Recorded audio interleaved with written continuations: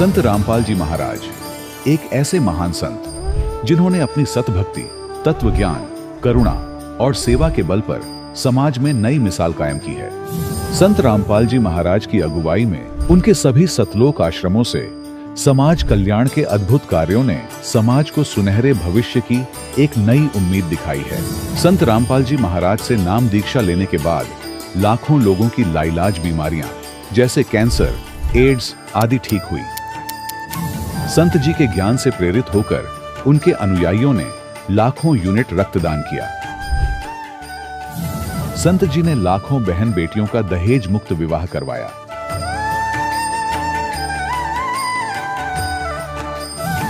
संत जी ने लाखों लोगों का नशा छुड़वाया, करोड़ों उजड़े परिवार बसे। संत जी के आश्रमों में समागम के दौरान निःशुल्क नेत्र चिकित्सा, दंत चिकित्सा प्रदान की जाती है। संत रामपाल जी महाराज द्वारा समय समय पर पर्यावरण संरक्षण के उद्देश्य से बड़े स्तर पर वृक्षारोपण किया जाता है। संत जी ने जरूरतमंदों को तत्काल राहत पहुंचाने के लिए एम्बुलेंस सेवा शुरू की। संत जी अपने अनुयायियों को देहदान के लिए प्रेरित करते हैं, जिससे मानवता की सेवा और चिकित्सा क्षेत्र में सुधार हो सके। संत रामपाल जी महाराज के सभी आश्रमों में हर रोज निःशुल्क भंडारा आयोजित किया जाता है, जहां हर वर्ग, हर जाति और हर धर्म के लोग एक साथ बैठकर भोजन करते हैं।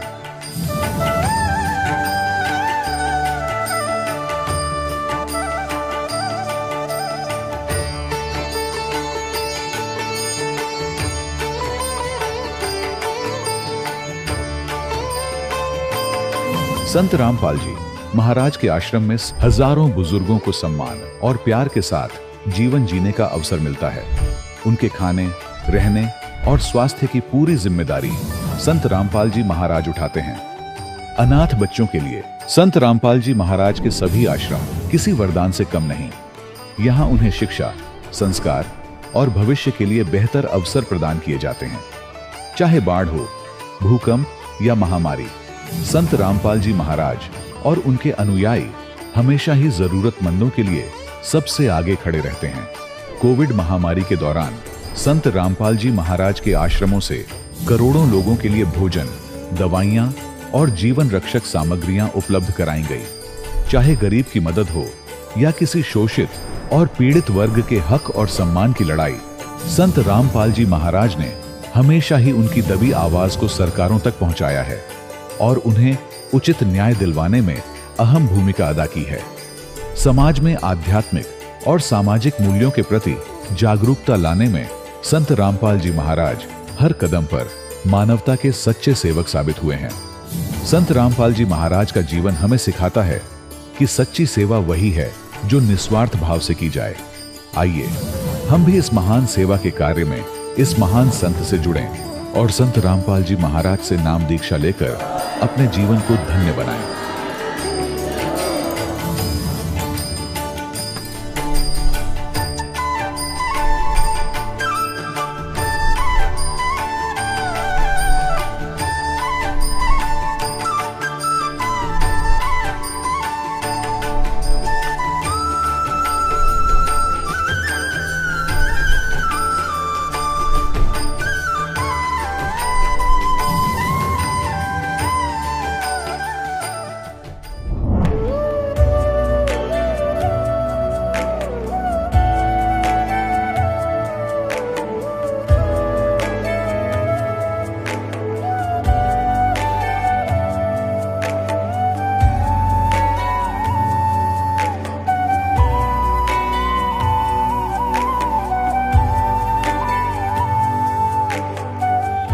पवित्र श्रीमद् भागवत गीता, पवित्र चारों वेद, पवित्र कुरान शरीफ, पवित्र बाइबल, पवित्र गुरु ग्रंथ साहिब, पवित्र कबीर साहिब की वाणी में छुपे हुए गूढ़ रहस्य अर्थात तत्व को जानने के लिए कृपया अवश्य सुनिए जगत गुरु तत्वदर्शी संत रामपाल जी महाराज के मंगल प्रवचन।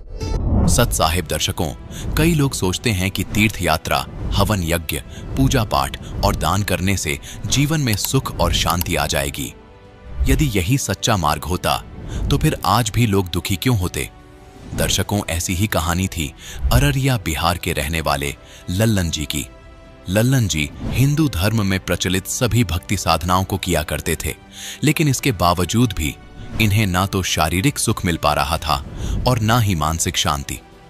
लेकिन दर्शकों, आज लल्लन जी का कहना है कि जब से मैंने संत रामपाल जी महाराज से नाम दीक्षा ली है, तब से मुझे अद्वितीय लाभ मिले हैं। अब मैंने शास्त्र विरुद्ध भक्ति साधना को त्याग दिया है और जो संत रामपाल जी महाराज शास्त्रों से प्रमाणित भक्ति साधना बता रहे हैं, उसे अपना लिया है, जिसे अपनाने के बाद मेरा जीवन सुखमय हो गया है। दर्शकों, आखिर लल्लन जी हिंदू धर्म में प्रचलित सभी साधनाओं को शास्त्रों के विरुद्ध क्यों बता रहे हैं? आखिर इसके पीछे की सच्चाई क्या है? आइए सुनते हैं लल्लन जी की कहानी, उन्हीं की जुबानी। नमस्कार सर। नमस्कार सर। सर, क्या नाम है आपका? दास। सर, कहाँ से हैं आप? बिहार से, अररिया डिस्ट्रिक्ट, रानीगंज प्रखंड से। सर, संत रामपाल जी महाराज से नाम दीक्षा आपने कब ली? 9 मार्च 2016 में। संत रामपाल जी महाराज से नाम दीक्षा लेने से पहले आप क्या भक्ति साधनाएं किया करते थे? केवल शिवरात्रि व्रत करते थे, इसके सिवा और कोई भक्ति हम नहीं कर रहे थे। फिर आप संत रामपाल जी महाराज की शरण में कैसे आए? संत रामपाल जी महाराज के शरण में ऐसे आए, किसी भगत ने मेरे को एक ज्ञान गंगा पुस्तक दिया। उस ज्ञान गंगा के पुस्तक में मैंने एक सृष्टि रचना 3 पेज मात्र हम पढ़े। पढ़ने के बाद मेरे को समझ में आ गया, तो उस पुस्तक को मैंने रख दी। रखने के बाद वही भगत ने आके मेरे से ये बात बोला कि भगत जी, आप दारू शराब बहुत पी रहे हो, दिन प्रतिदिन नाश ही होते जा रहे हो। आप जो है चलो संत रामपाल जी महाराज के शरण में, उनसे दीक्षा ले लो तो ये शराब आपकी छूट जाएगी। तो उनको कहने पे हमने बोला कि ठीक, शराब मेरा छूट जाएगा नाम दीक्षा लेने से। देखते हैं बहुत सब बाबा ऐसा है कि मेरा माँ बाप भी 40 साल से ये संत मत में जुड़े हुए थे। हम वो बहुत दिन मेरे से बोल रहा था, बहुत दिनों से, कि आप दीक्षा ले लो, दारू शराब छूट जाएगा। हम नहीं लिया करते थे। फिर उस भगत ने मेरे को बार बार जब कहने पर मैं उनका बात मान लिया। मैंने भागलपुर नामदान सेंटर पे गया, उनसे वहाँ से नाम दीक्षा ली संत रामपाल जी महाराज से। सर, संत रामपाल जी महाराज से नाम दीक्षा लेने के बाद आपको क्या लाभ मिले? भगत जी, पहला लाभ तो ये है कि मेरा दारू छूट गया। बहुत पी रहे थे, दिन प्रतिदिन, रोज का रोज। मेरा घर परिवार का सब आदमी मेरे देख के बहुत रोया करते थे। बहुत वो सब छठ पूजा किया करते थे मेरे खातिर। मेरे लिए गछ लिया था, चौरचन पूजा गछ लिया था कि किसी तरह इसका दारू छूट जाए। बहुत परेशान थे मेरे घर में।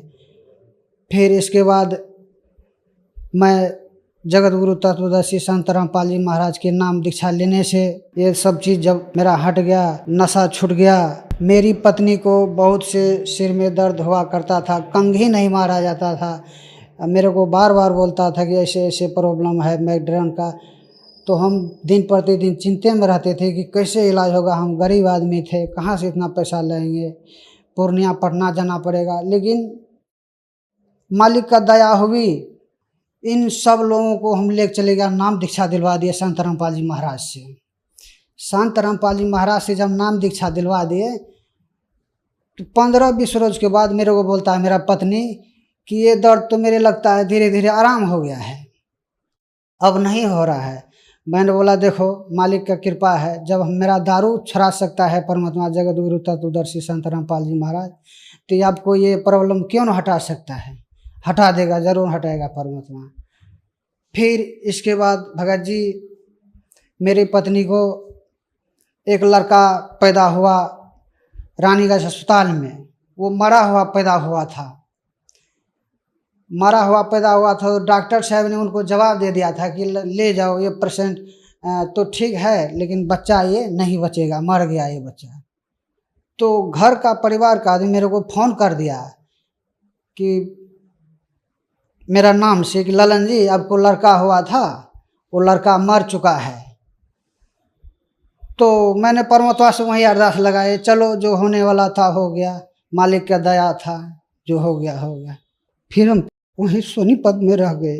सोनीपत में रहने के बाद फिर शाम में मेरे को फोन गया कि आपका लड़का जिंदा हो गया है। मैंने बोला ये कैसे चमत्कार हुआ परमात्मा।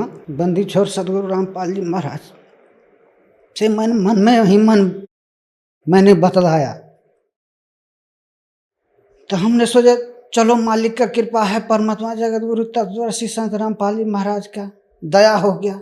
आज वो लड़का 5 साल का है। डॉक्टरों ने उन लोगों को जवाब दे दिया था। फिर मेरे पास फोन गया तो मैंने संत रामपाल जी महाराज से प्रार्थना लगाया। फिर बाद में मेरे को फोन गया कि लड़का जिंदा हो गया संत रामपाल जी महाराज की दया से। एक रोज की बात है भगत जी, हम सब बाल बच्चे नाम लिए हुए थे। मेरा बड़ा भाई भी था, मतलब वो एटो था। एटो में सब जितने भी थे हम भगत ही थे।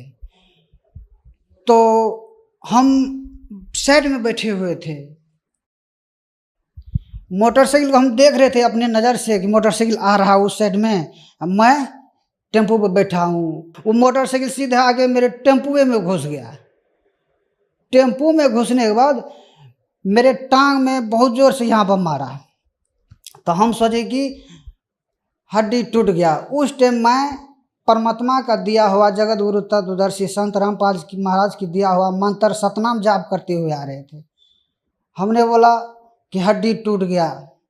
उसका डिक्की जो है मोटरसाइकिल के बक्स जो है वो चूर चूर हो गया। बहुत सी लोग वहाँ पर जमा हो गया, बहुत से जगत का लोग देखने लग गया कि एक्सीडेंट बहुत भयंकर हो गया, आवाज़ हो गया इतना बड़ा। लेकिन मैं टेम्पो से निकला सही सलामत, बहुत अच्छा, मेरे को कुछ नहीं हुआ।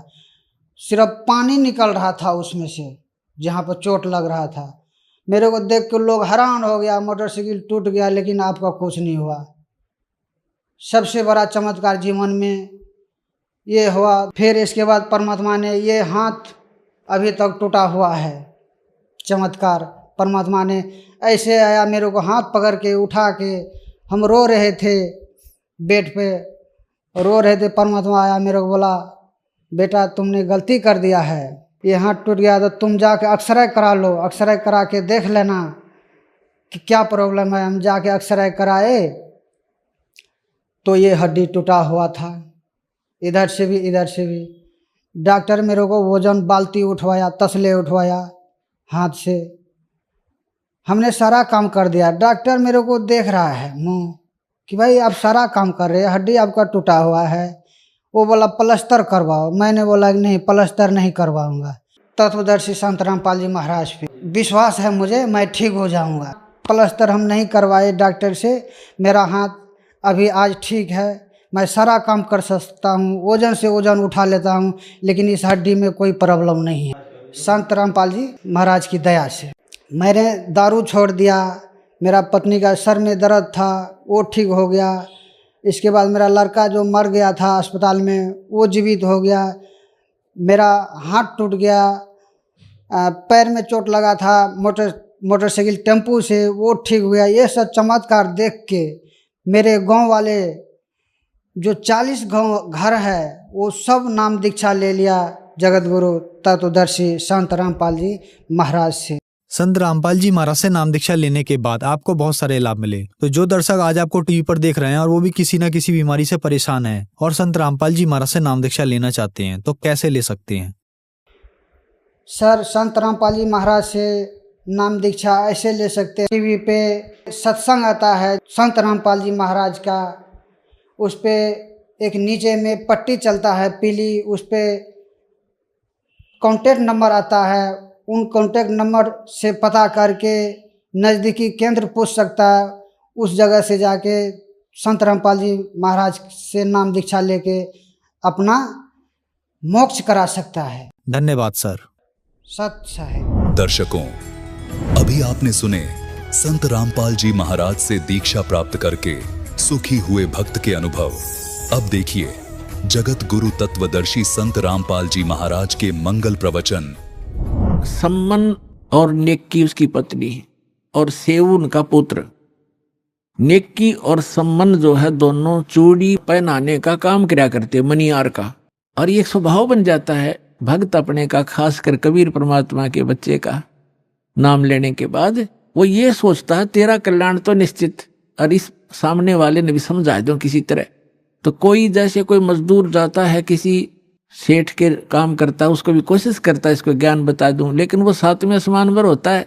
उसने एक मजदूर की बात कैसे सुना ना सुनो, लेकिन कोशिश रहती है कि इसकी किसी प्रकार बुद्धि सेट हो जाए, इसका जीवन नाश हो रहा है। हमारे भक्त की ये चेष्टा रहती है। तो वो सम्मन और उसकी पत्नी जहां भी चूड़ी पहनाने जाते थे बहनों को, तो परमात्मा की चर्चा शुरू कर देते थे।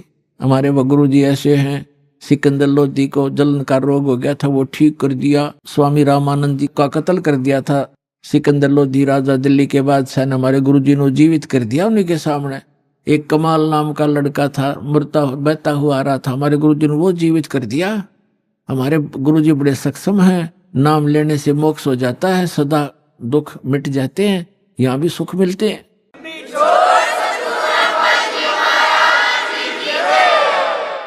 अपने आत्मा, वो गरीब व्यक्ति चूड़ी बेच के गुजारा करें और मुश्किल से उनका निर्वाह चल रहा था, और वो समझाओ उन सेठों की, धनी व्यक्तियों की पत्नियों को, लड़कियों को, तो उनका कैसे बात गले उतरे, बल्कि उल्टा वो चिढ़न लाएगी। कहते हैं तुलसी पिछले पाप से हरि चर्चा ना भावे, और जैसे जबर के बेगते भूख पैदा हो जावे। किसी का मलेरिया बुखार हो गया हो, उसको किसमस भी कड़वी लगे, सेब भी कड़वे लगे, रोटी भी कड़वी लगती है। वो रोटी सेब कड़वे नहीं है, उस बुखार ने उसके शरीर की, रोगी के शरीर की व्यवस्था बिगाड़ दी, जिसको मीठी वस्तु भी कड़वी लग रही है। इसी प्रकार पापग्रस्त प्राणी को परमात्मा की चर्चा सुहाया नहीं करती, भाया नहीं करती, अच्छी नहीं लगती, वो दुख मानता है। अब वो कहा करती थी कि तुम्हें तो खाने को दाने नहीं, और तुम बताओ हम तुम्हारे गुरुजी इतने सक्षम है, फलान है, चुप रहो, अपना काम करो। अब इस बात पर वो भी कई बार अपने आप में दुखी हो जाते थे कि सचमुच ये कह तो ये रहे हैं कि हमारे पास तो चौवन्नी नहीं, समय का पर आहार नहीं मिलता कई बार तो, लेकिन हमारे गुरुजी में कमी कती नहीं। ये दिल वो डांट ही लेते थे, ज्ञान ऐसा हो चुका था। तो पुण्यात्माओं, ये कथाएं हैं, ये आपके लिए गाइडलाइन है। आप जी विचलित ना होना, कुछ भी हो आने दो समय। परमात्मा कहते हैं कल्पे कारण कौन है, कर सेवा नी काम, और मन इच्छा फल देऊंगा जो पड़े मेरे ते काम है। अब लोगों के नहीं सुनना, आपका फर्ज है किसी को समझाने का चेष्टा करते रहो, बताते रहो। एक भक्त कह रहा था कि मेरे ऐसे ऐसे घटना घट गई और ऐसी पशु मर गया एक, और मैं औरों को समझाता हूं तो मुझे कहते हैं बता तेरा क्या लाभ हुआ, हमें तो शिक्षा दे रहा है। तो पुण्यात्मा, अध्यात्म ज्ञान धीरे धीरे समझ में आओगे आपके। संसार तो एक आम दंत कथाओं पर आधारित है, और जिन पूजाओं को वो करते हैं उनके बालक तक मर जाते, तब वो कभी चिंतित नहीं होते कि हम ये भक्ति क्यों कर रहे हैं, छोड़ क्यों नहीं देते। इसका कारण ये है, जैसे रोगी दुर्घटनाग्रस्त हो गया और डॉक्टर के पास गया, डॉक्टर क्या करेगा, उसका ब्लड निकल रहा है तो सबसे पहले वो ब्लड रोकेगा। अगर ब्लड सारा निकल गया तो मृत्यु को प्राप्त हो जाएगा। अगर टांग टूट रही है, पीड़ा हो रही है, उसको नहीं छेड़ेगा, पहले सबसे पहले वो ब्लड रोकेगा उसका, ताकि ये रुक जाए और ये इसका जीवन रक्षा हो। वो कह रहा है रोगी खाए मर गया, टांग बहुत पीड़ा कर रही है, वो करती रहे, उसकी परवाह नहीं करेगा, पहले उसका जीवन रक्षा करेगा। वो ऑपरेशन करेगा जहां से ब्लड निकल रहा है। अब रोगी रो रहा है कि मेरी टांग टूटी फड़ी है, मुझे बहुत दुख हो रहा, तो कोई बात नहीं, क्या उस डॉक्टर से वो छिपा थोड़ा ही है, उसका नंबर आएगा तब उसको ठीक करेगा। तो इसी प्रकार आपने नाम ले लिया और आपका कोई भयंकर दुख आना था जिससे आपकी जीवन जाना था, तो आपके उस नाम की भक्ति से और आपके किए हुए दान पुण्य से पहले परमात्मा आपकी जीवन रक्षा करेगा, एक्सटेंड करेगा। थोड़ा बहुत घर में हानि हो भी गई उसको फिर पूरा कर देगा, उस समझ क्या देर लगे। तो इस प्रकार आप जी ने परमात्मा के इस अध्यात्म ज्ञान को समझकर इस सफर पर तब चल सकोगे। समाज तो अपने सतर का ज्ञान रखता ही है, उसको उतना ही ज्ञान है, आप चिंतित मत होना, लगे रहना। तो इसी आधार से वो सुनते भी रहते थे, फिर परमात्मा के ज्ञान से दृढ़ रहते थे। फिर भी कहीं ना कहीं जो एक बार नहीं 2 बार सुनाने से चिढ़ जाता था, उसको छोड़कर अन्य को वो सुनाते थे, अपना काम जारी रखा।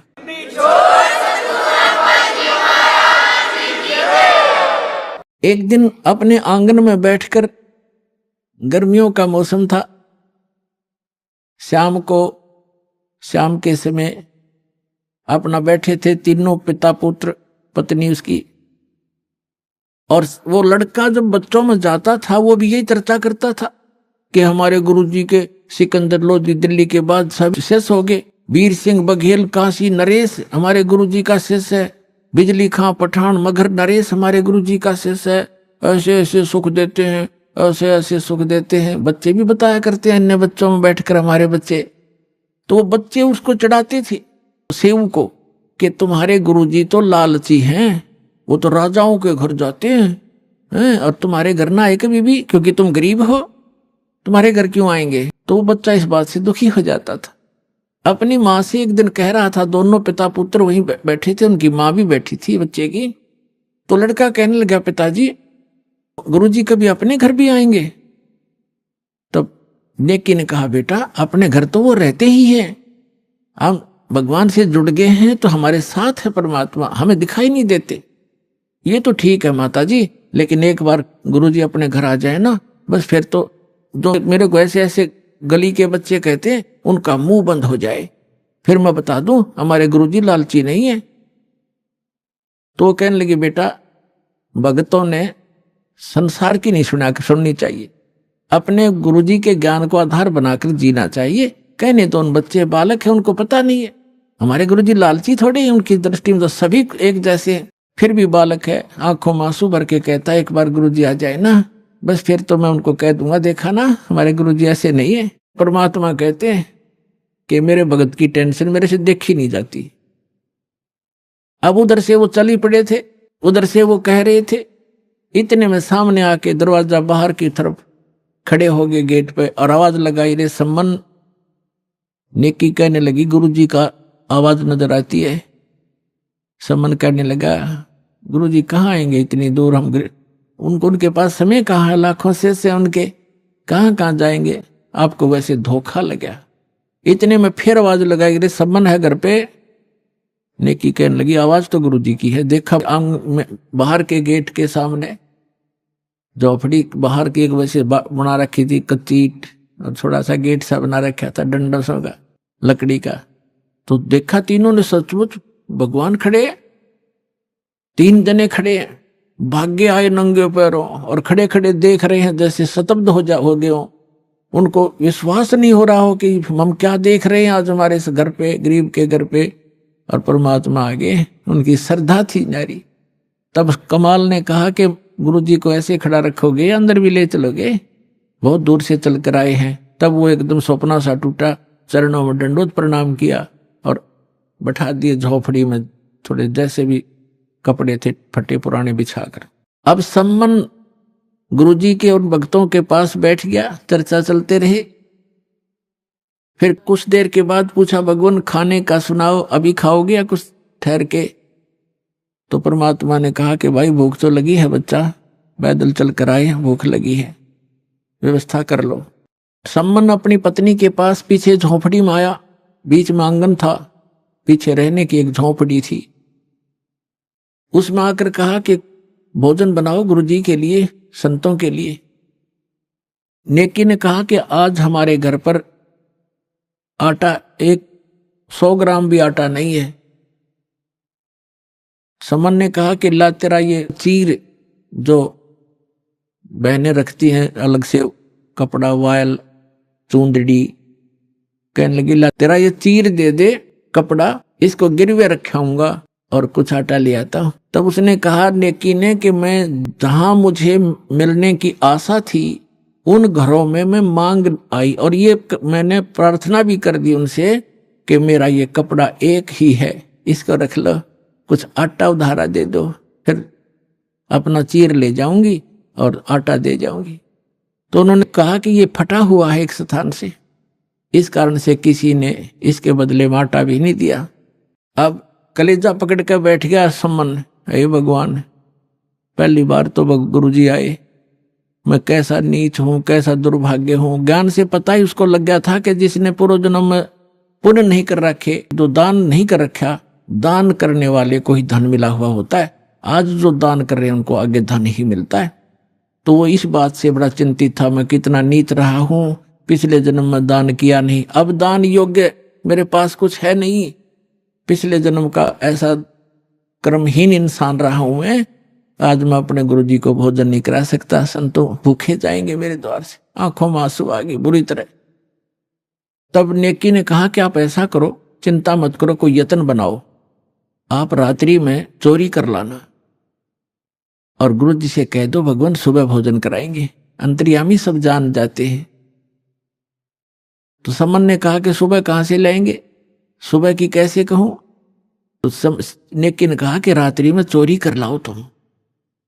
अब उसी समय सेवू कहने लगे, अब लड़का रोज सुना करता माता पिता के मुख से बेटा भूखा रह जावे, पर चोरी नहीं करनी चाहिए। चोरी करने वाला व्यक्ति कभी भी सक्सेस नहीं होता, उसका नाश होया करता है, महाअपराधी व्यक्ति होता है।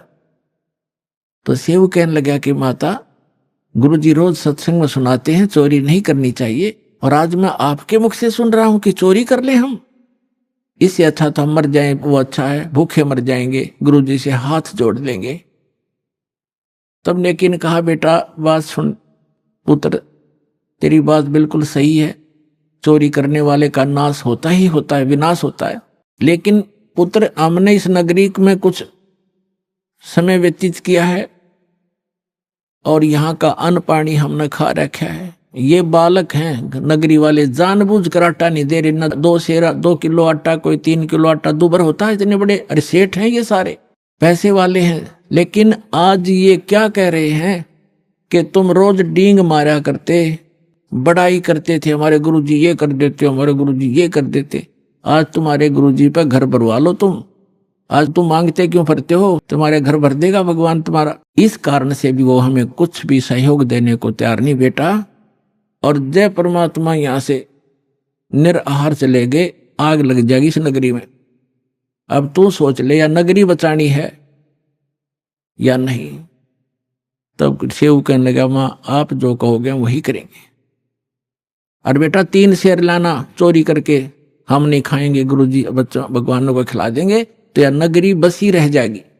इनमें अभिमान छा गया, पैसे का, धन का, इनके अंदर अभिमान है जो इनको नाश कर देगा इनका। तो रात्रि में शाम को कह दिया भगवान सुबह वक्त से भोजन कराएंगे। समझ गए कि बेटा जल पिला दे, एक गिलास पी के गिलास जल बैठ गए भोजन पर, लेटने वाले लेट गए। तो 12:30 बजे से रात्रि के दोनों पिता पुत्र चोरी करने चले गए। एक लाला जी के घर में पहले कच्ची ईंटों का मिट्टी के महल मकान होते थे, या छोटी ईंटें होती थी बिल्कुल छोटी, तो कच्ची ईंटों का वो मकान था, उसमें सुराख कर लिया, ऐसा अंदर प्रवेश कर जा, ऐसे घिसट के। तो सम्मन ने कहा कि बेटा तू बाहर रहना, मैं अंदर जाता हूं, और यदि लाला जी जाग जावे मैं आटा बांध के कपड़े में और बाहर फेंक दूंगा, तू लेके भाग जाना। तब सेऊ ने कहा पिताजी अंदर मैं जाऊंगा, और यदि लाला जी सेठ उठ गए, जाग गए, तो मुझे पकड़ भी लेंगे, तो मैं बालक करके मुझे माफ कर देगा राजा, और नहीं ये राजा चोरों को माफ नहीं करता, फांसी देता है। और पिताजी आप तो बड़े हो, आपको क्षमा नहीं करेगा। तब सम्मन ने कहा बेटा अगर तेरे को फांसी दे दी तो मैं क्या करूंगा, जी कर, मेरा कहाँ ठिकाना होगा। तब सेव ने कहा नहीं पिताजी ये मेरी अर्ज मानो, और मैं फिर भी बालक हूं, मुझे क्षमा हो जाएगी, मैं जाता हूं। यूं कहकर वो घुस गया। तब सम्मन ने कहा बेटा 3 शेर से ज्यादा नहीं लाना। अब जो ही उसने अंदाजा सा आटा निकाला, अपने फटे पुराने कपड़े में बांधा, चलने लगा, तो एक तराजू रखी थी तखड़ी, उस पर पैर रख गया, आवाज होगी जोर से, लाला उठ गए, और चोर चोर करके जो ही सेव निकलने की चेष्टा कर रहा था, उसका पैर पकड़कर घसीट लिया वापस, और उसने आटा बाहर फेंक दिया। पिताजी आप ले जाओ, मुझे बनिए ने पकड़ दिया। अब वो आटा लेकर भाग गया। उधर से लाला जी ने उसको बांध दिया रस्सी से, थांब के खंबे के अंदर मकान के, और पूछा कौन है तू, किसका है। उसने सच्ची बता दी, मैं ऐसे सम्मन मनियार का लड़का हूं, सेव मेरा नाम है। और कहा कि लाला जी इतना गुस्सा क्यों हो रहा, 3 शेर आटा लिया हमने, हमारे घर हमारे गुरुजी आए थे, उनको भोजन कराना अनिवार्य था, हमारे घर पर था नहीं, इतनी सी बात, हम चोर नहीं है। अच्छा वो तुम्हारे गुरुजी आए हैं, ठीक है अब समझ गया मैं, वो चोरी कराने आते हैं, वो इसीलिए आते तुमसे चोरी कराते हैं और बात बनाते हो बड़ी बड़ी। अब सेव ने सोचा या और बात बिगड़ गई, अब गुरुजी को और सदा दिवाओगा ये राधा से कहकर। उधर से आटा लेकर पहुंचा सम्मन। उसकी नेकी ने पूछा कि बेटा कहाँ है, कि वो तो बनिए ने पकड़ लिया। अब नेकी के मन में कैसी प्रेरणा आई कि ये तो बात बिगड़ गई, लड़का पहचान में आवेगा और पुलिस वाले हमारे घर आएंगे, अभी आ लेंगे घंटे भीतर, और गुरुजी को पकड़ेंगे और कहेंगे कि ये कराता है चोरी, ये कराता है, ये कभी चोरी नहीं करते थे, आज ये आया है तो इसने चोरी कराई है, और गुरुजी को दंडित करवाएगा सेठ। तो नेकी ने जैसे उनकी बुद्धि ने काम किया कि आप जाओ लड़के का सिर काट लो किसी प्रकार बुला बुलू के, और बाहर सिर निकलवा लेना, और सेठ से कहना कि छोड़ना मत, रस्सा बांधे रख, दो बात बतलानी है। और लड़के की शीश ने काट लिया, और फिर सेठ उसको घर नहीं रखेगा, वो अपनी जान बचाएगा, 302 के मुकदमे से बचेगा, और वो इसको कहीं और डालाएगा, फिर तुम 100 उठा लाना। अब सम्मान लेके इतना बड़ा थुर्रा और चल पड़ा, और जाके कहा कि सेऊ बेटा 2 बात करनी, कल तो आप शायद मारे जाओगे बेटा, और हम 2 बात बताना चाहता हूं तेरे कान में।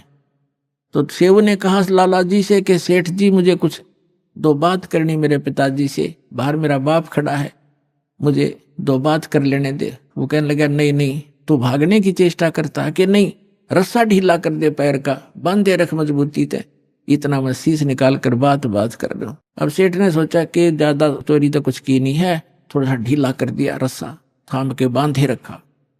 तो सम्मन था बाप का हाथ नहीं चला बेटे का सिर काटने, पीछे को हाथ करके और ऐसे स्तब्ध हो गया, ना हाथ आगे हो, काटने की हिम्मत नहीं पड़ रही थी। तब सेऊ ने कहा पिताजी बात सुन, यदि आप मेरे पिता हो, मैं आपका अंश हूं, तो आज मेरी बात को मानना पड़ेगा, नहीं तो मैं आपका बेटा नहीं हूं, किसी गैर की संतान हूं। आज मेरा सिर काट दे पिताजी, ना गुरुजी का कोई ठिकाना नहीं है आज। इतनी बात सुनते ही सम्मन ने एकदम मारी वो तलवार, और लड़के की गर्दन काट के बालों से पकड़ कर लेकर चल पड़ा।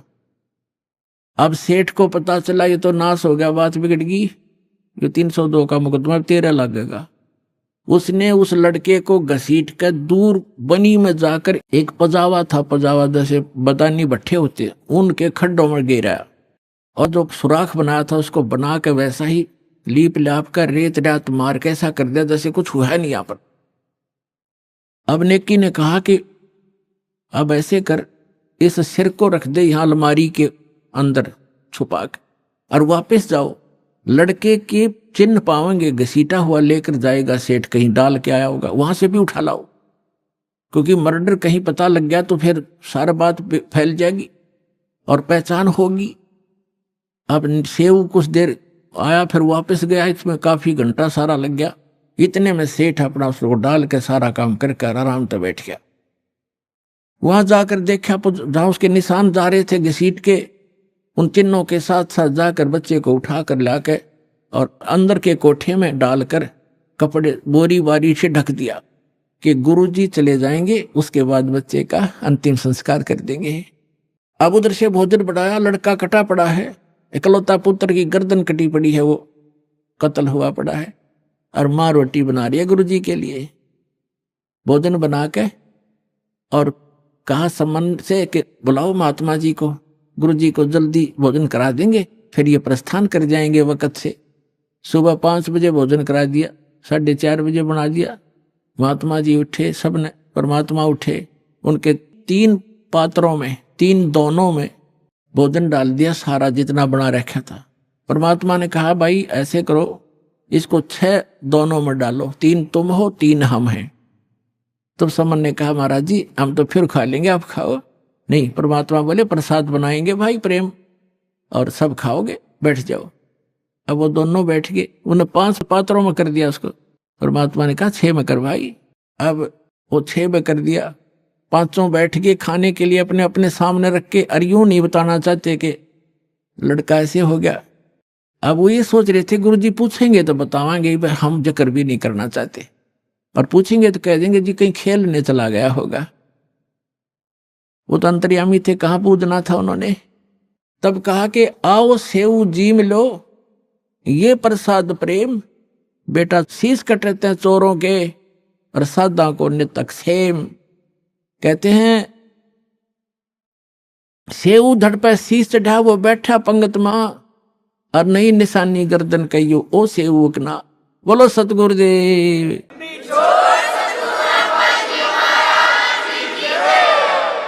अब परमात्मा ने नु कहा था आओ सेऊ जीम लो ये प्रसाद प्रेम और सिर कटते हैं चोरों के। बेटा संता के तो अक्षेम, संतों की तो शीश की रक्षा होती है। आ जाओ आप भोजन पाओ। कहते हैं सेऊ धड़ पर शीश चढ़ा, अपने आप शीश उठकर उस धड़ पर लगकर और सेऊ भाग्या आया और पंगत में बैठ गया खाना खाने के लिए। और माता पिता ने निशान देखा कि निशान भी नहीं गर्दन के कहीं कटे हुआ। अंदर उठकर जाकर देखा वो शव नहीं, वो शीश नहीं, वहां रकत के कुछ धब्बे जरूर पड़े हैं।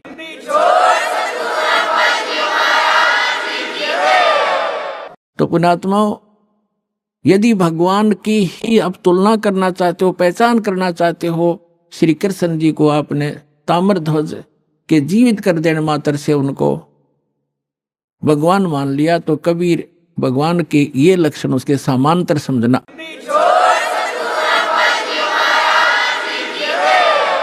और देखो जैसे कमाल था उसका जीवन शेष नहीं था और परमात्मा ने उसकी एक्सटेंशन आयु कर दी।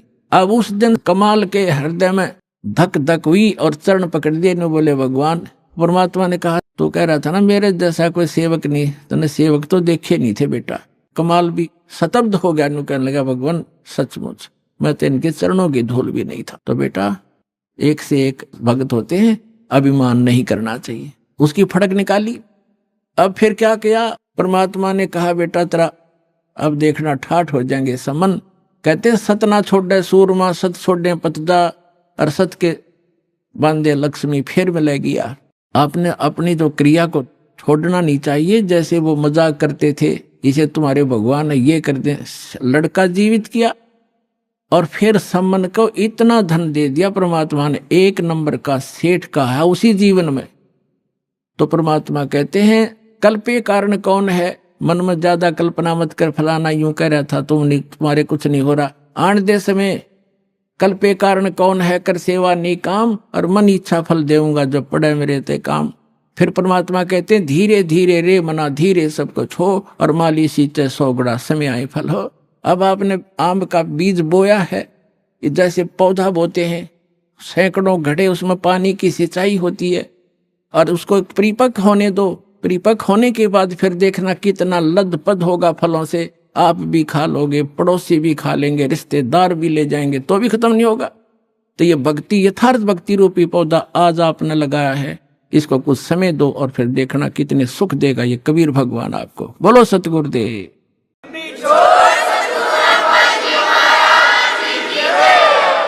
हमारे परम पिता कबीर भगवान ने आकर के सूती आत्मा को जगाया है जो काल की भांग पीकर नशे में अपना जीवन नाश कर रही थी। उसके लिए परमात्मा ने स्वयं आकर हमें ज्ञान दिया है कि जो आज आप इस परिवार के पोषण में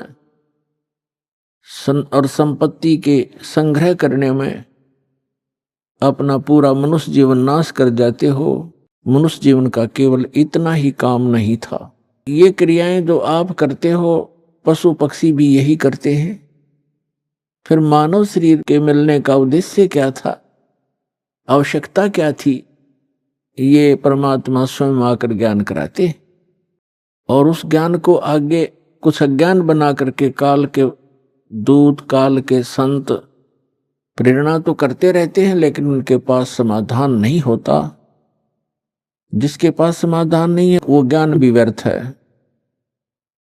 जैसे किसी को कोई रोग है, किसी ने बता भी दिया कि आपको अमोक रोग है, औषधि है नहीं और है तो वो डुप्लीकेट है, तो वो ज्ञान भी वो समाधान भी वो दोनों व्यर्थ हैं, यूजलेस हैं। ठीक इसी प्रकार तत्व ज्ञान के अभाव से जो भक्ति भी करते थे, मनुष्य जीवन का उद्देश्य भी जो शब्द बता दिया करते थे आत्म कल्याण ही मनुष्य जीवन का उद्देश्य है, लेकिन उनके पास समाधान नहीं था। तो परमात्मा ने आकर के समाधान भी बताया है और ये तत्व ज्ञान भी बताया है। क्या बताया है परमात्मा ने? कि माता पिता मिल जाएंगे इस 184 माह, जहां भी आपका जन्म होगा, कुत्ते की योनि में जाओगे वहां भी माता पिता मिल जाएंगे, गधे की योनि में जाओगे वहां भी आपको माता पिता मिल जाएंगे, पक्षी बनोगे वहां भी माता पिता मिल जाएंगे, मनुष्य जन्म होगा वहां भी माता पिता मिल जाएंगे। लेकिन मनुष्य शरीर के अतिरिक्त हमें परमात्मा नहीं मिल सकते, सतगुरु नहीं मिल सकते। इसलिए परमात्मा बताते हैं कि माता पिता मिल जाएंगे 184 माह, और सतगुरु सेवा और या बंदगी भाई फेर मिलन की ना। मानुष जन्म पाया कर जो नहीं रट हरि नाम, जैसे कुआ जल बिना फिर बनवाया क्या काम। जिस कूप में, जिस कुएं के अंदर जल नहीं है, ऊपर से उसकी कितनी अच्छी चित्रकारी है और कितना चाहे पक्का स्ट्रक्चर है, यूजलेस है वो, उसका कोई लाभ नहीं, उसमें जल नहीं है। तो इसी प्रकार जो मनुष्य जीवन प्राप्त प्राणी कितना ही उच्च पोस्ट प्राप्त है, कितना ही उसका सुंदर शरीर है, यदि उसमें सत्य भक्ति नहीं है तो ऐसा है जैसे जल रहित कूप होता है। मानुष जन्म पाय कर जो नहीं रटे हरि नाम, जैसे कुआ जल बिना बनवाया क्या काम। मानुष जन्म दुर्लभ है ये मिले न बारंबार, जैसे तरवर से पत्ता टूट गिरे वो बोर न लगता डर। इसके लिए परमात्मा हमें याद दिलाते हैं आपके पास मानव शरीर भी है और आपको सतगुरु भी मिल गए। समझा है तो सिरधर पाओ, बहुर नहीं रे ऐसा दाव। फिर परमात्मा हमें याद दिलाते हैं कि राम नाम रटते रहो जब तक घट में प्राण, कभू तो दीन दयाल के है भनक पड़ेगी कान। आज कहे मैं काल भजूं और काल कहे फिर काल, आज काल के करते ही तेरा समय जावेगा चाल। आज कला लीजियो कल किसको होई, यो तन माटी में मिले है जाने सब कोई। काल करे सो आज करे, आज करे सो अब, पल में प्रलय हो जागी भाई फिर करोगे कब। आज कला हाली जियो कल किसको होई, ये तो न माटी में मिले है जाने सब कोई। लखी करोड़ी चले गए बहु जोड़े खजाना, जातन चंदन लेपते सो धरे मसाना। अस्ति घोड़े पाल की दल बल बहु साजा, 1.25 लाख संगी गए वो रावण से राजा। लखी करोड़ी चले गए बहु जोड़े खजाना, जातन चंदन लेपते सो धरे मसाना। अस्ति घोड़े पाल की दुलबुल बहु साजा, 1.25 लाख संगी गए वो रावण से राजा। कुंभकर्ण से वीर थे वो लंका छत्रधारी, बिना नाम वंश डूबेगा न्यो समझावे नारी। विभीषण पद भेद दिया वो निर्गुण निर्वाण, रावण दुई बिसार रे तज गर्भ गुमान। बड़चक विकाल चक्कर पड़े जिन नाम बिसारा, कंस के सी चाणोर से धर बाल पछारा। एरना कुछ समझा नहीं प्रहलाद पढ़ावे, उदर विनाशा आन के तब कौन छुटावे। जरासंध से मारिया और सहसरा बाहु, ग्रह से गज छुटाई या निज नाम है साहू। दुशासन पर ले गए वो इकोत्तर भाई, दुर्योधन की देह कूतन गीद न खाई। सूक्ष्म रूप धरकर किन्नी कबीर सहाय, श्री कृष्ण को तो महिमा केवल दीनी है सतवाय। मोक्ष मुक्ति सतनाम से भजली जो सोई, अगम दीप सतलोक में तब बासा होई। 88 दीप में उत्पत्ति की खानी, दास गरीब सत भक्ति मिले तब स्थिर होत प्राणी। पुण्यात्मा, धन्य आपके माता पिता जिनसे जन्म हुआ, क्योंकि अच्छी संतान अच्छे ही माता पिता को प्राप्त होती है। अच्छी संतान वही है जो भगवान से डरने वाले, परमात्मा की तरफ में भटकने वाले और बुराई से डरने वाले होते हैं, वही अच्छी संतान होती है। और वो अच्छे माता पिता से उनका जन्म हुआ करता है। तो ऐसे संस्कार आपको जो प्राप्त हैं, ये बहुत ही कम चांस है इस मानव जीवन में। आप बालक को आपको ज्ञान नहीं, ये दास इस मार्ग का मास्टर बना दिया कबीर भगवान ने। इस दास को मालूम है आपकी कितनी कीमत है, आप कितने पुण्यकर्मी प्राणी हैं, क्योंकि लाल को अपनी कीमत का स्वयं ज्ञान नहीं होता, जोर ही कीमत लगाता है। अब क्या बताते हैं परमात्मा कि आज का लाहा लीजियो कल किसको होई, और ये तन माटी में मिले जाने सब कोई। सबको मालूम है मरेंगे, पर एक सबसे बड़ी भूल हमारा ये लगी है कि अभी नहीं मरेंगे। कब मरेंगे अप्रोक्सीमेट है। अभी आपने सुने संत रामपाल जी महाराज के मंगल प्रवचन।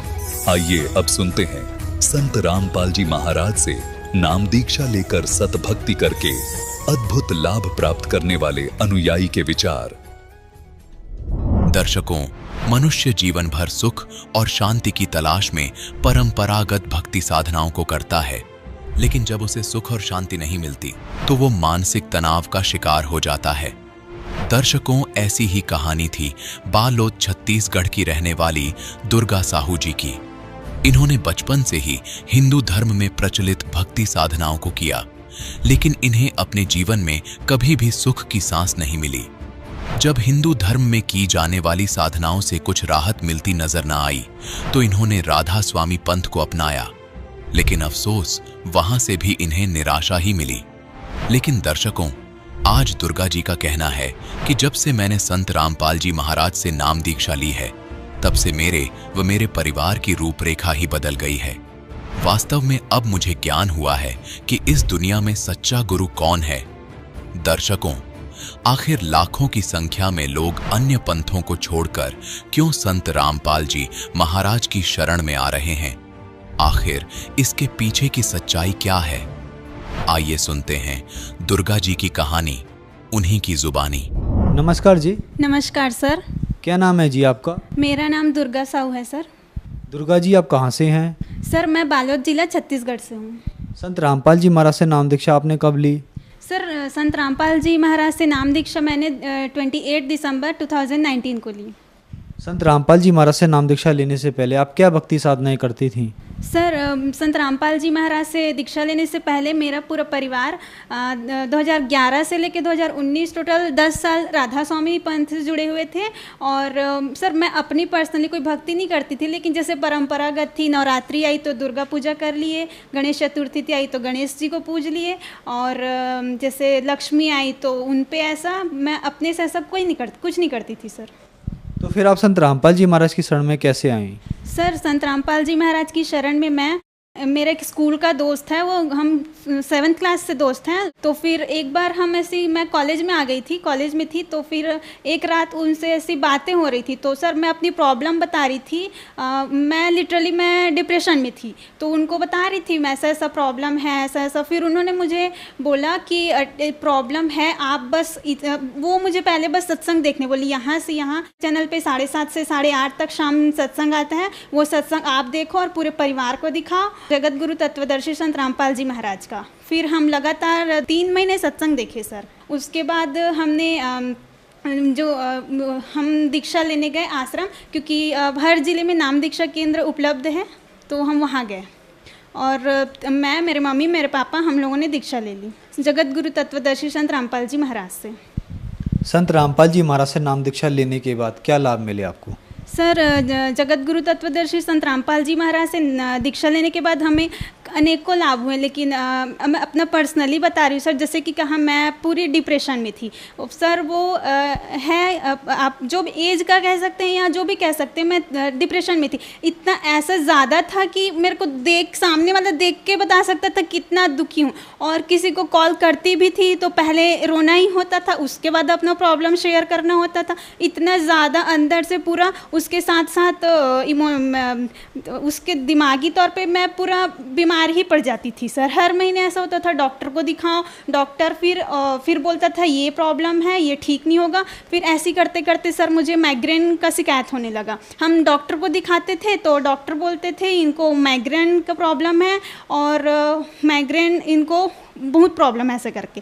और वो ऐसा बोलते, माइग्रेन है इसलिए ये कभी ख़त्म नहीं होगा, ऐसे नहीं बोलते थे। वो बोलते थे माइग्रेन इनको ऐसा है कि वो नहीं ख़त्म, क्योंकि मेरी शरीर ही वैसी थी सर। मैं एकदम अस्वस्थ, मैं बिल्कुल, और ऐसा हेडेक होता था 1 घंटे के लिए कि मैं अपना सर दीवार पे ठोकूँ तो भी मुझे पता नहीं चलता था कि यहाँ पे ऐसा है करके। और लाभ सर, मेरे घर में तो गृह क्लेश बहुत था। मेरे पापा को वैसे ही सेम लेवल का गुस्सा आता था, मुझे भी गुस्सा आता था, पूरा चिड़चिड़ापन था शरीर में। मम्मी को भी वैसे ही गुस्सा आता था, इसलिए अब मम्मी पापा का झगड़ा हो जाता था, उसका सफ़र पूरे फैमिली को करना पड़ता था।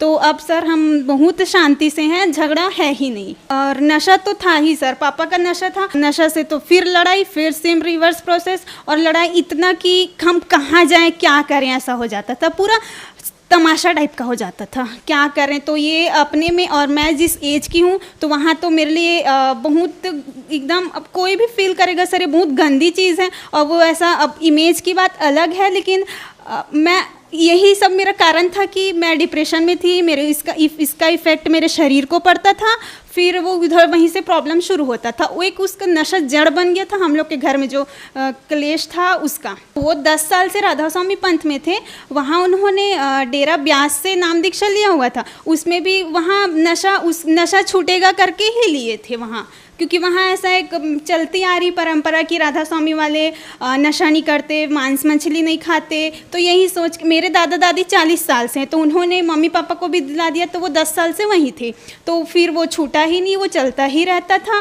फिर और मेरा मेन उद्देश्य वही था, मैं नहीं तो कम से कम मेरे में जो पापा का जो नशा है वो छूटे, और कम से कम हम शांति से रहें। लेकिन हमको तो यहाँ आने के बाद अलग ही पूरा क्या है, हम पढ़ क्या रहे हैं और पढ़ने का मतलब क्या है, वो सारी चीज़ें पता चल गई सर। नशा बहुत करते थे मेरे पिताजी, तो हमने दीक्षा ली जगत गुरु तत्वदर्शी संत रामपाल जी महाराज जी से, और उनके भक्ति विधि बताई। भक्ति विधि ऐसी चल रही कि मेरे पापा जी का नशा छूट गया। क्या काम करती हैं जी आप? सर मैं BA फाइनल ईयर की स्टूडेंट हूँ, और मैं सिविल सर्विस की तैयारी कर रही हूँ।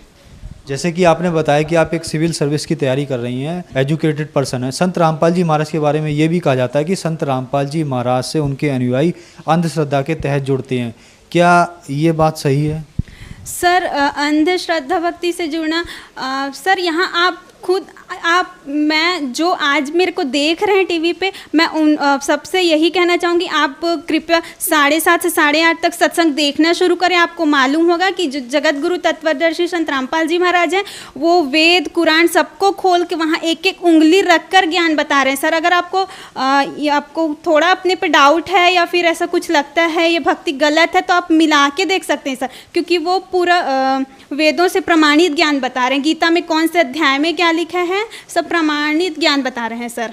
आप देखेंगे वहाँ एक एक उंगली रखकर प्रमाणित ज्ञान बता रहे हैं सर, तो यहाँ तो अंधश्रद्धा भक्ति का सवाल आता ही नहीं है। संत रामपाल जी महाराज से नाम दीक्षा कैसे ली जा सकती है? सर संत रामपाल जी महाराज से नाम दीक्षा जैसे बहुत से टीवी चैनलों पे सत्संग आता है, नीचे पीली पट्टी पे नंबर लिखा होता है, तो आप वो नंबर नोट करके वहाँ से संपर्क करके अपने नज़दीकी नाम दीक्षा केंद्र का पता कर सकते हैं, फिर वहाँ आप जाके दीक्षा ले सकते हैं। धन्यवाद जी। सत साहेब। संत रामपाल जी महाराज एक ऐसे महान संत जिन्होंने अपनी सतभक्ति, तत्व ज्ञान, करुणा और सेवा के बल पर समाज में नई मिसाल कायम की है। संत रामपाल जी महाराज की अगुवाई में उनके सभी सतलोक आश्रमों से समाज कल्याण के अद्भुत कार्यों ने समाज को सुनहरे भविष्य की एक नई उम्मीद दिखाई है। संत रामपाल जी महाराज से नाम दीक्षा लेने के बाद लाखों लोगों की लाइलाज बीमारियां जैसे कैंसर, एड्स आदि ठीक हुई। संत जी के ज्ञान से प्रेरित होकर उनके अनुयायियों ने लाखों यूनिट रक्तदान किया। संत जी ने लाखों बहन बेटियों का दहेज मुक्त विवाह करवाया।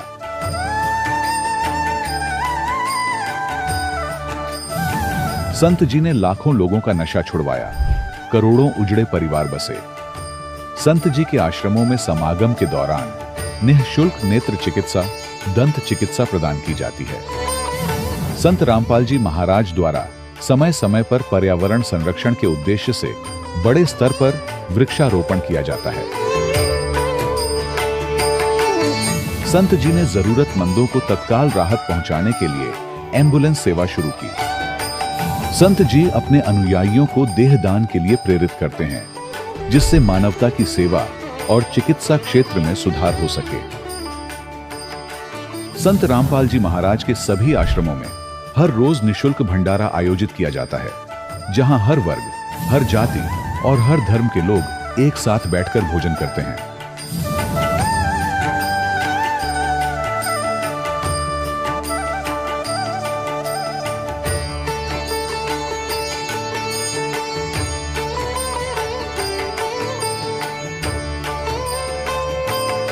संत रामपाल जी महाराज के आश्रम में हजारों बुजुर्गों को सम्मान और प्यार के साथ जीवन जीने का अवसर मिलता है। उनके खाने, रहने और स्वास्थ्य की पूरी जिम्मेदारी संत रामपाल जी महाराज उठाते हैं। अनाथ बच्चों के लिए संत रामपाल जी महाराज के सभी आश्रम किसी वरदान से कम नहीं। यहाँ उन्हें शिक्षा, संस्कार और भविष्य के लिए बेहतर अवसर प्रदान किए जाते हैं। चाहे बाढ़ हो, भूकंप या महामारी, संत रामपाल जी महाराज और उनके अनुयायी हमेशा ही जरूरतमंदों के लिए सबसे आगे खड़े रहते हैं।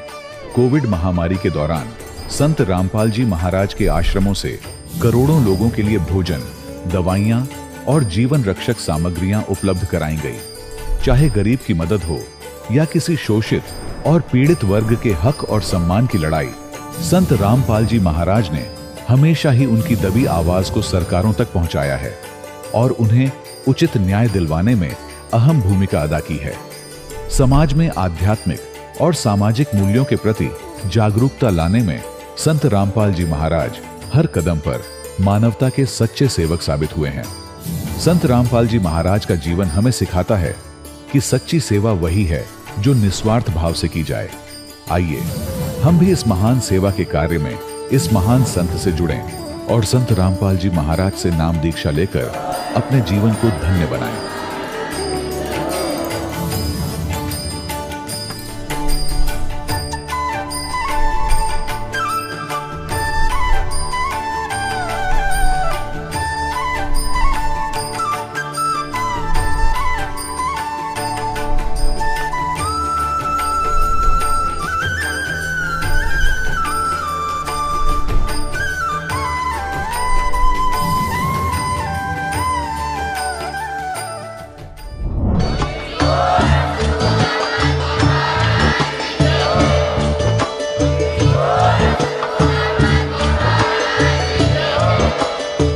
सुन रहे थे जगत गुरु तत्वदर्शी संत रामपाल जी महाराज जी के मंगल प्रवचन। अधिक जानकारी के लिए विजिट कीजिए हमारी वेबसाइट www.jagatgururampalji.org। संत रामपाल जी महाराज जी के शुभ आशीर्वाद से पूरे विश्व भर में 500 से भी ज्यादा नाम दीक्षा केंद्र हैं, जिन पर संत रामपाल जी महाराज जी द्वारा ऑनलाइन निशुल्क नाम दीक्षा दी जा रही है। अपने नजदीकी नाम दीक्षा केंद्र का पता करने के लिए संपर्क करें 8222880541।